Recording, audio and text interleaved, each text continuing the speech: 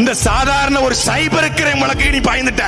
Cyber crime நகர்மணி சாட்டை Duraimurugan sir வந்து தளபதி விஜயன் அவர்களை பயந்துட்டார் அப்படின்னு சொல்லல, அவரோட அண்ணனை சொல்றாரு. ஞாபகம் இருக்குங்களா உங்களுக்கு?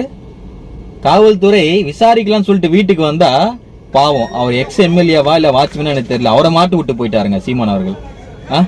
ஒருத்தர் பக்கத்துல போன் பண்றாரு, அண்ணா மாட்டிக்கிட்டோன்னே வாங்கண்ணே சீக்கிரம் அப்படின்ட்டு. டேய் மிலிட்ரிக்கே அந்த கதி அப்படின்னாக்கா எனக்கு என்ன கதி யோசிச்சு பாடுறா, வீடா போன அப்படின்னு சொல்லிட்டு போனை வச்சுட்டு எந்த மரத்துல கல்லு குடிக்க போனாருன்னு தெரியல சீமான் அவர்கள்.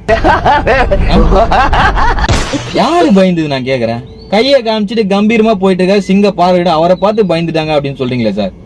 என்ன சாட்டை துரைமுருகன் சார் சொல்லுங்க. அதாவது நான் வீட்டுல தான் இருப்பேன் இல்ல ஆபீஸ்ல தான் இருப்பேன் அப்படின்ட்டு பதிவு போடுறாரு.